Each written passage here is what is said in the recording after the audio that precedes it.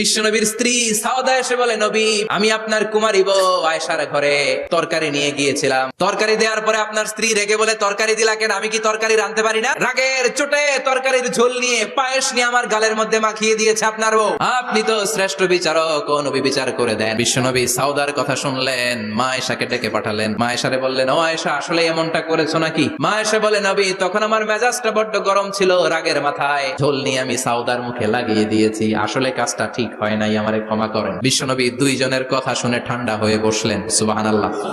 দুইজনের কথা শুনে বিশ্বনবী বললেন, আমার আদালতের রায় হচ্ছে কিসাস। সাউদাকে যেমনি তুমি পায়েস মাখিয়ে দিয়েছো, সাউদাও পায়েসের বাটি থেকে কিছু পায়েস নিয়ে আয়েশার গালে মাখো। সুবহানাল্লাহ পড়েন। সাউদাও বিশ্বনবীর রায় অনুযায়ী বাটি থেকে পায়েসের ঝোল নিয়ে মা আয়েশার গালের মধ্যে মেখে দিলেন। মা আয়েশা কি আর করবেন, হেসে দিলেন। সাইয়েদাতুনা সাউদাও হাসলেন, বিশ্বনবীও হাসলেন। আরশের উপর থেকে খুশি হয়ে গেল কে?